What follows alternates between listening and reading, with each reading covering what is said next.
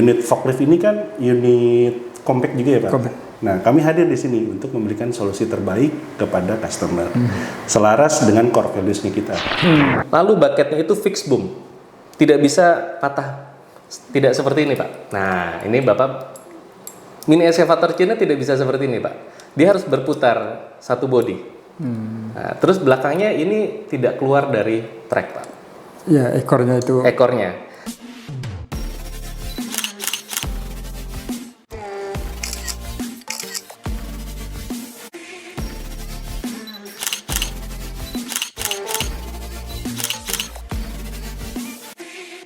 Ya, salah satu faktor penentu keberhasilan bisnis pergudangan dan logistik di Indonesia itu adalah aplikasi peralatan penanganan material atau material handling equipment. Ya. Dan di Indonesia saat ini bisnis pergudangan dan logistik ini lagi rame-ramenya, ya. Betul. Dan karena itu membutuhkan banyak peralatan, ya, untuk. Nah, penggunaan alat-alat material handling ini membantu menentukan keberhasilan dan juga kecepatan manajemen gudang, ya kan, logistik dan juga kecepatan pengiriman, ya kan. Ya. Nah, seiring dengan ramainya bisnis pergudangan ini, maka bisnis alat-alat material handling ini pun makin ramai dan pemainnya makin banyak, ya, di Indonesia.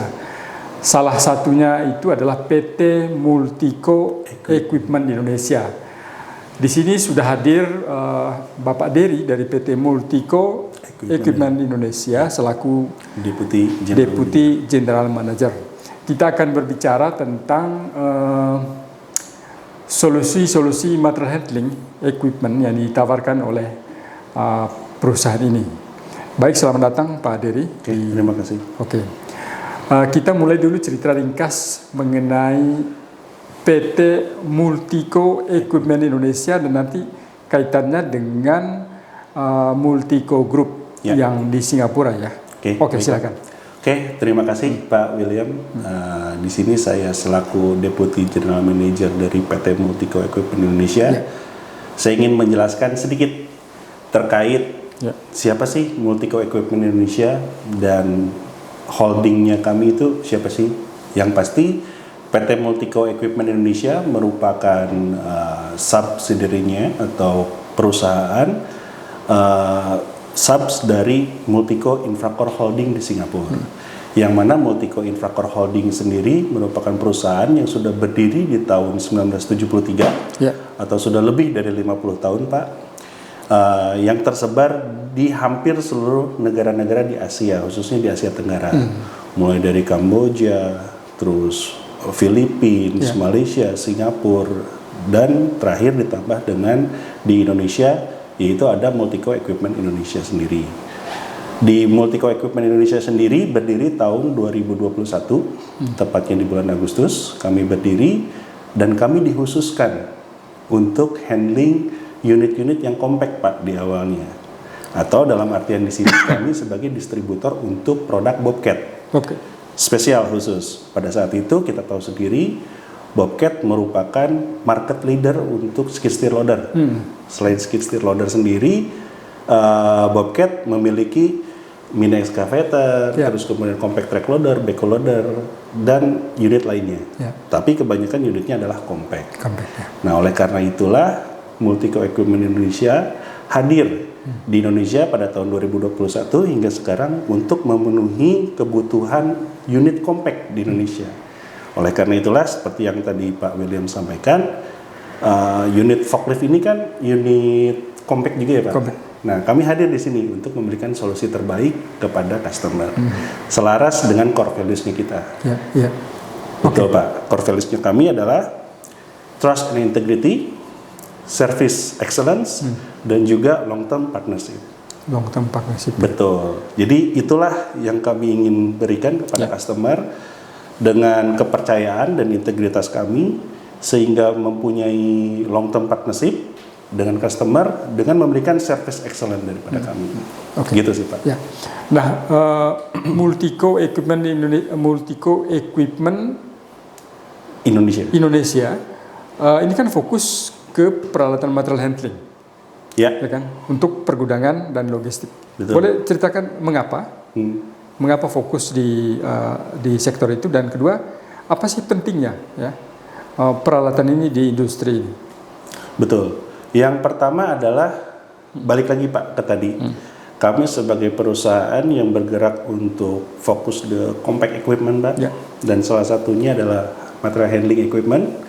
Oleh karena itu, start dari tahun 2024, Ya. 2024 kemarin, kami di-appointed sama Bobcat untuk menjadi dealer Doosan, pada saat itu namanya Doosan Electric Forklift lah, Ya. fokusnya kami. Oleh karena itulah, kami hadir di sini ingin memberikan solusi Ya. kepada partners kami, bahwasanya material handling di Indonesia ini kan semakin berkembang ya Pak ya. Pergudangan, Ya. logistik, segala macam membutuhkan unit-unit untuk menunjang pekerjaan mereka. Seperti itu tadi, kami ingin memberikan service yang excellent kepada mereka sehingga meningkatkan productivity kepada customer, terus kemudian sustainability juga. Itulah yang kami harapkan dengan masuk ke dunia material handling ini, kami bisa memberikan solusi terbaik untuk customer. Ya, ya.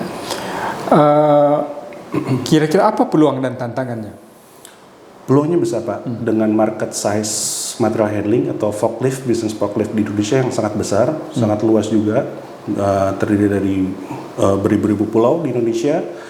Otomatis kami ingin masuk ke dalam market tersebut. Ya, ya. Sehingga ya kami tentu saja selain memberikan solusi terbaik kepada customer, kami ingin mengembangkan juga networking dan coveragenya kami di Indonesia, khususnya di alat material handling. Oke.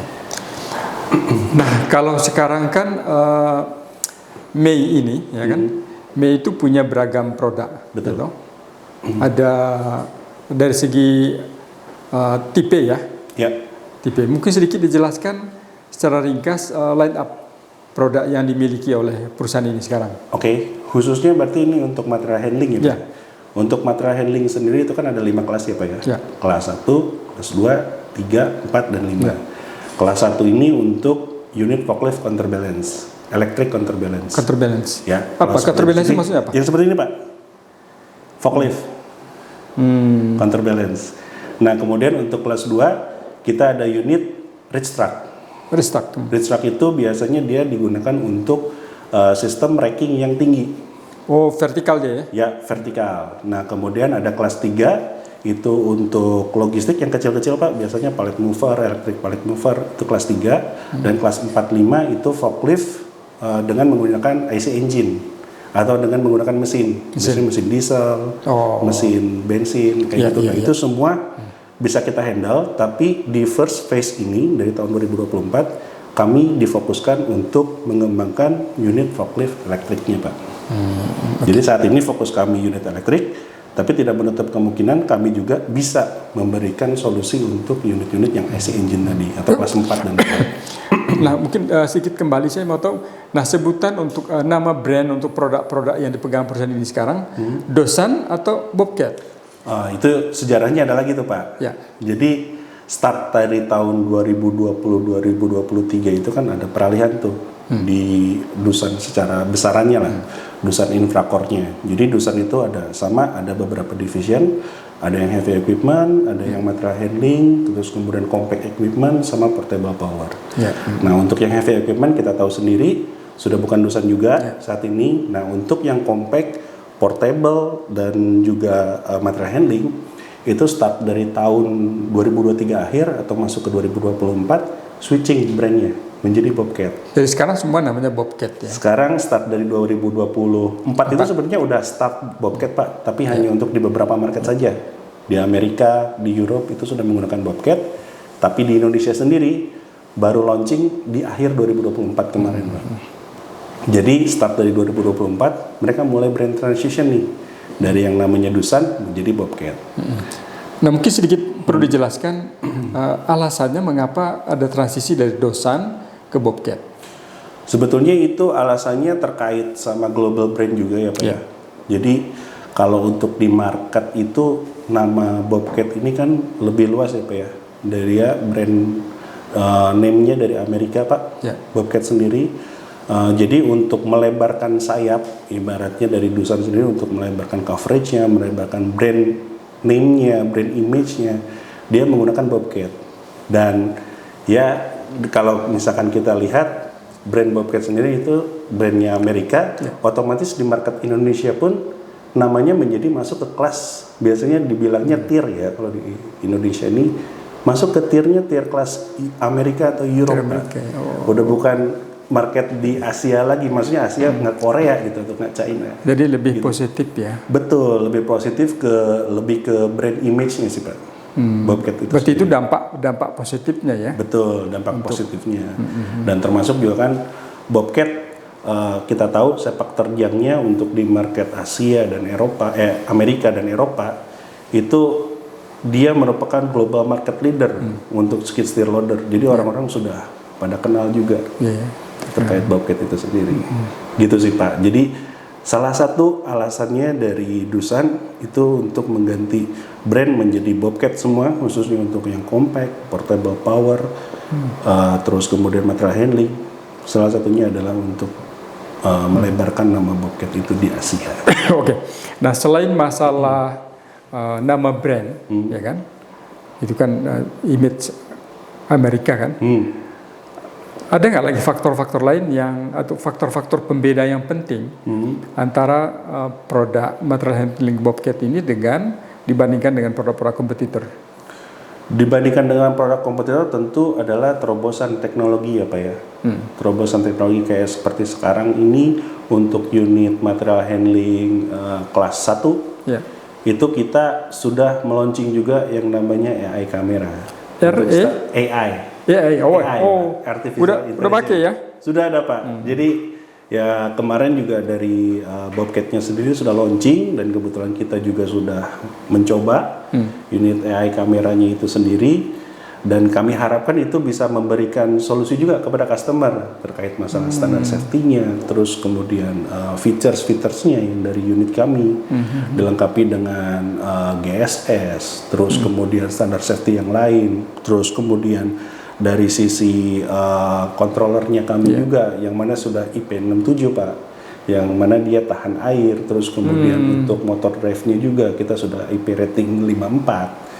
Itu adalah standar-standar atau feature safety yang kami berikan sebagai standar dari Bobcat sendiri untuk dipasarkan di market Indonesia. Jadi terobosan-terobosan seperti ini atau teknologi-teknologi seperti ini yang kami tawarkan kepada customer untuk menunjang produktivitas dari si customer.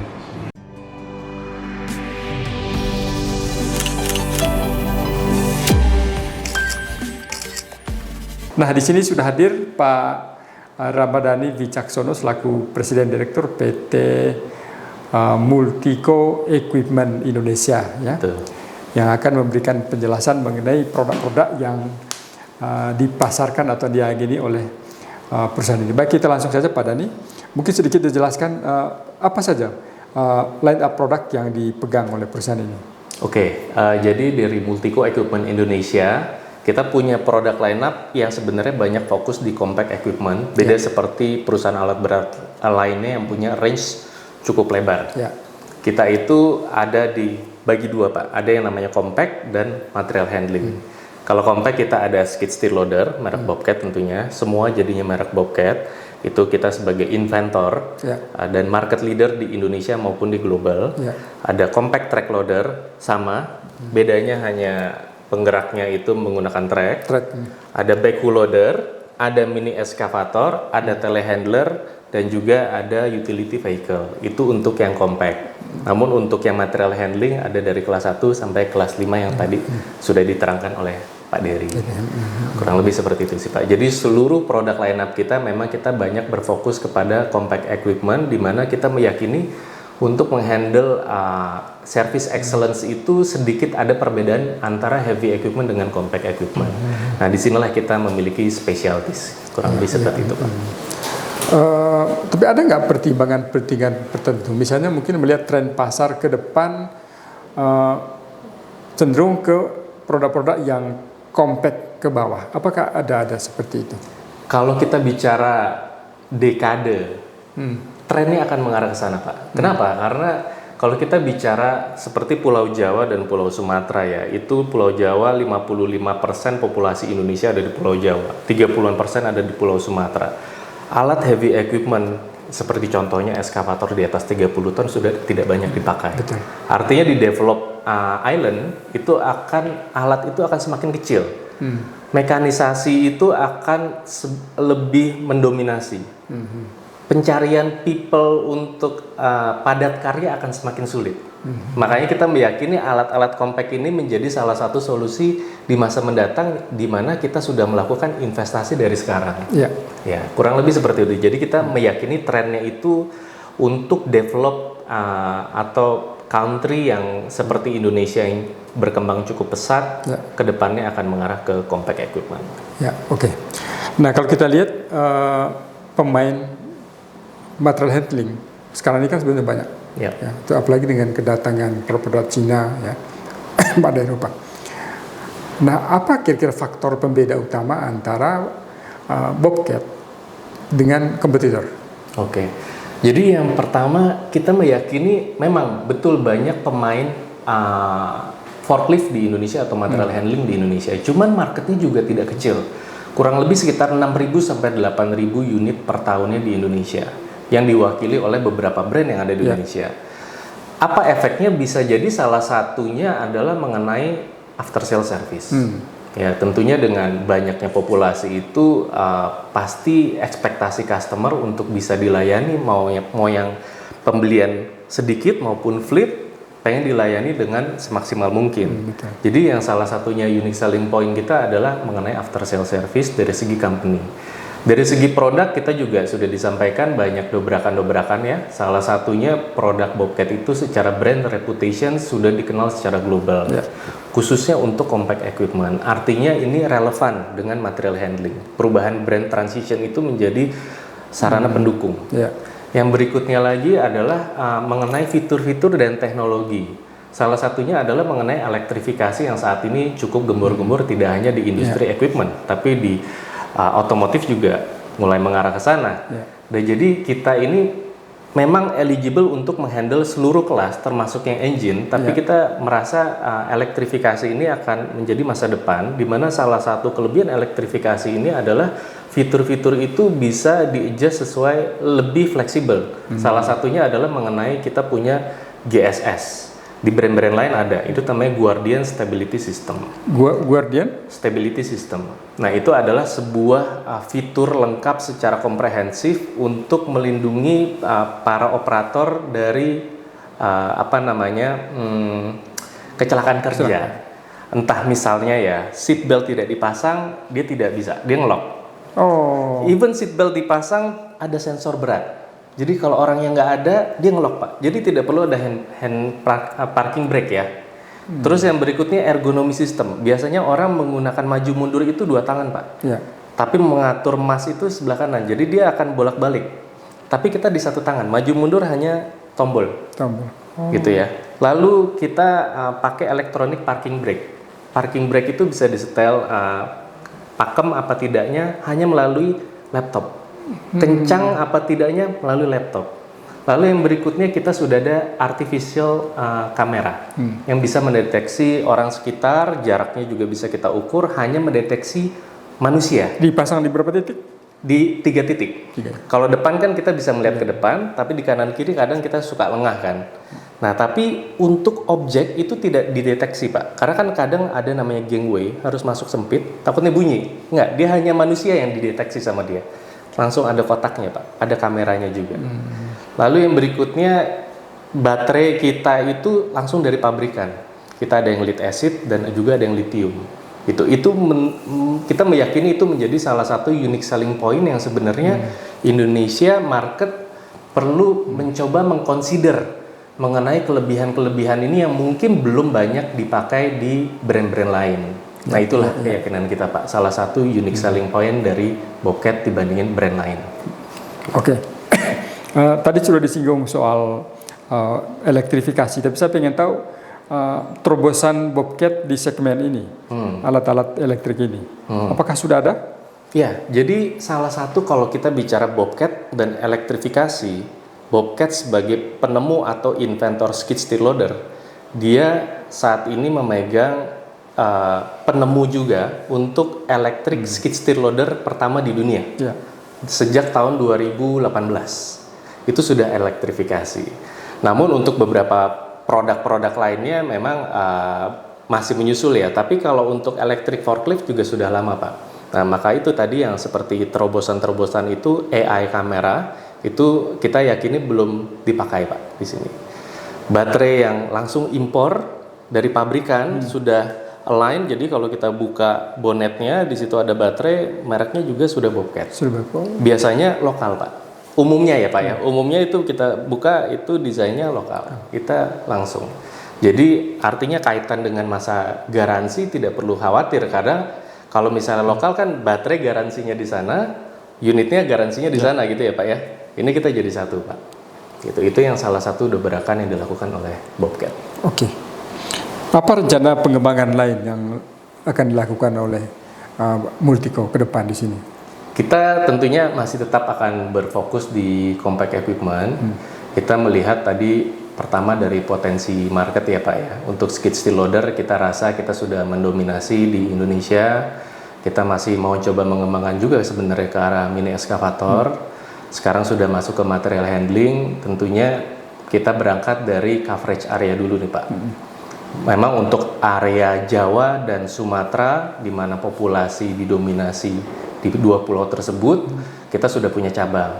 Tapi tidak menutup kemungkinan di area Kalimantan, Sulawesi dan Indonesia bagian timur yang sudah memiliki populasi Bobcat saat ini, kita harus cover lebih luas lagi sehingga lebih dekat dengan customer, bisa memberikan service excellence ke customer. Artinya salah satu ekspansi adalah mengenai coverage area.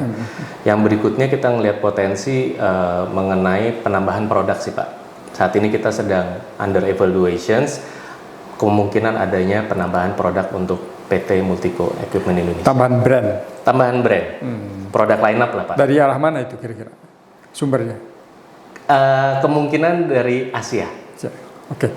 Kalau selama ini kan Bobcat itu identik dengan skid steer sama mini excavator MIDI lah, ya. MIDI. Betul, Pak. Nah, khusus untuk yang excavator ini MIDI ini, gimana kondisinya sekarang? Jadi kita Bobcat di Indonesia pernah menjual mini excavator di kapasitas 4,5 ton atau setara dengan 5 ton. Waktu itu sudah banyak populasinya menyebar di seluruh Indonesia, salah satunya di industri palm oil di Indonesia.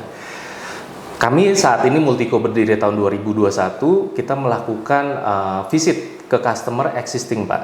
Dari voice of customer yang kita gather, mereka merasa puas.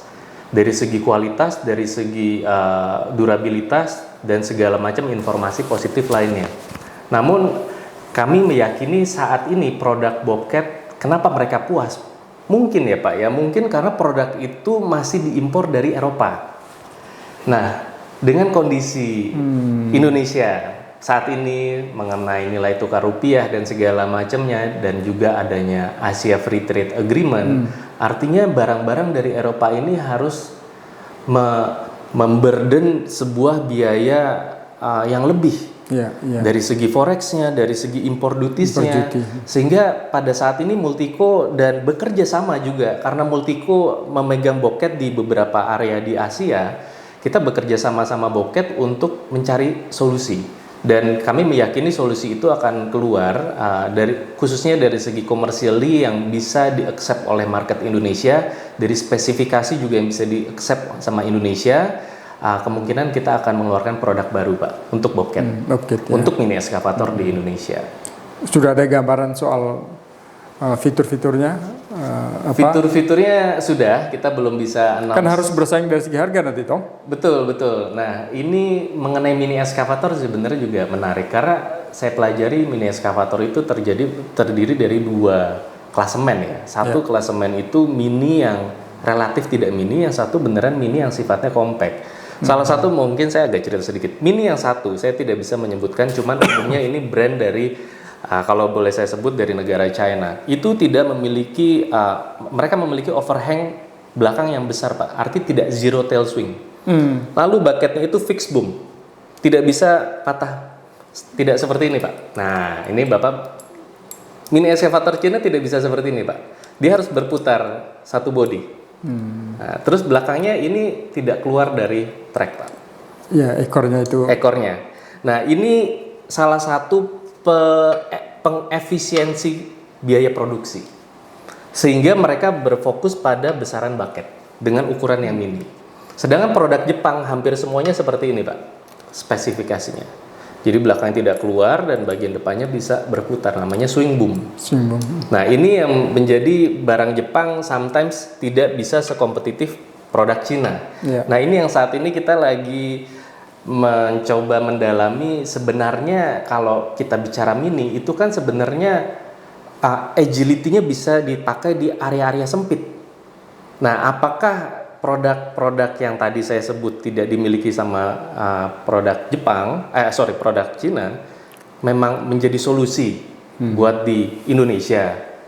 Nah, ini yang sebenarnya berbeda cerita dengan negara Singapura. Kita kan banyak mengambil gathering dari informasi Multico ya. Di Singapura itu memang menjadi sebuah persyaratan unit itu tidak boleh keluar dari track atau zero tail swing. Terus harus pakai swing boom, dia harus memang sudah ada standarisasi.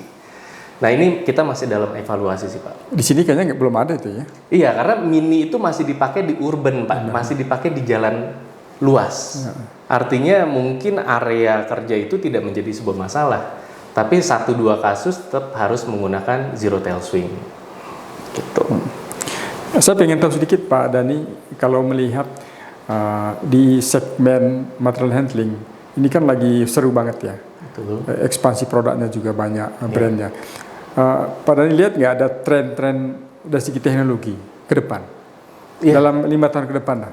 Dari tren tentunya gini Pak, kemarin kita baru mengirimkan electric forklift Bobcat di salah satu perusahaan sangat besar di Indonesia. Mereka menyampaikan bahwa salah satu yang menjadi faktor utama adalah mengenai faktor keselamatan. Karena faktor keselamatan ini sangat menjadi hal penting di dalam pabrik ya Pak ya. Jadi selain dari produktivitas, keselamatan itu menjadi hal penting. Saya merasa meyakini secara fitur ke depannya akan banyak alat-alat yang akan mengedepankan faktor safety. Gitu. Dan yang berikutnya, saya juga pelajari dari elektrifikasi ini. Dulu itu orang menggunakan material handling elektrik apabila environment-nya membutuhkan hal yang sifatnya zero emissions. Nah, namun sekarang mereka itu sudah menggunakan dari diesel ke elektrik bukan karena persyaratan environment, tapi karena kelebihan dari produk itu sendiri, Pak. Karena kenapa? Misalnya contoh, kalau diesel berarti harus sediakan solar, harus sediakan oli, harus sediakan filter, perawatan dan segala macam. Baterai tidak ada service rutin ya. Betul, harus. Pak. Khusus baterai lithium itu tidak ada perawatan sama sekali, Pak. Dan baterai itu seperti engine. Jadi Bapak bayangkan tidak ada biaya operation cost untuk menghandle itu kecuali ban.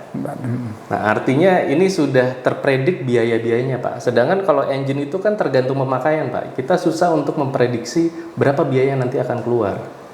Nah, ini terus nilai solar bisa jadi naik turun. Betul. Nah, jadi saya melihat trennya itu dari 10 tahun yang lalu, komposisi antara elektrik sama diesel itu dulu 30%, 70% Pak. Sekarang itu 45%-nya naik 15% itu sudah di elektrik. Ya. 55-nya udah di diesel. Jadi kalau ngelihat grafiknya mengarah ke elektrifikasi, Pak. Semakin cepat ini kayaknya ya realisasi, terutama di alat-alat kecil ini ya. Betul. Dan saya merasa dari pemerintah juga sepertinya ada subsidi untuk beberapa industri yang memang mereka mulai menggalakkan mengenai green energy sih, Pak. Gitu. Nah, ini yang mungkin bisa saling mensupport sih, Pak. Nah, pesan apa yang Pak Dhani ingin sampaikan kepada customer khususnya pengguna alat-alat kecil di segmen pergudangan dan logistik? Ya, pesan kami adalah kita di dalam industri alat berat kita perlu peka dengan yang disebut dengan teknologi, inovasi, ya. Tentu tidak lupa dari segi after sale service, Ya, jadi kita merasa produk Bobcat ini adalah produk yang memang berfokus di compact equipment, sehingga fokus mereka itu tidak terscattered atau terpecah terhadap research and development dari produk-produk yang berbeda kategorinya, Pak. Nah, itu salah satu yang kita harap market bisa mempertimbangkan untuk mencoba melihat ke arah yang berbeda. Lalu yang berikutnya lagi mengenai brand reputations, di mana Bobcat ini memang secara global sudah menjadi market leader, khususnya untuk compact equipment kita adalah market leader, dan kebetulan Multico sudah punya pengalaman dan relationships dengan Bobcat di Asia Tenggara, di beberapa negara. Kita selain di Indonesia, untuk yang megang Bobcat ada di Singapura, Malaysia, Taiwan, dan juga Vietnam. Artinya salah satu kelebihan Multico di Indonesia untuk memegang brand Bobcat, kita tentu banyak berkonsultasi dengan negara-negara lainnya untuk bisa mendapatkan solusi terhadap para customer kita sih, Pak. Gitu. Dan sometimes apa yang dilakukan di negara lain, sometimes kita bisa mengimplementasikan di Indonesia untuk menciptakan produktivitas yang lebih besar dengan efisiensi yang tinggi. Ya, seperti itulah, Pak, yang sebenarnya kita harapkan mengenai market, mengenai pengetahuan compact equipment di Indonesia, Pak. Oke, terima kasih Pak Dhani untuk kesempatannya. Sama-sama. Sampai jumpa.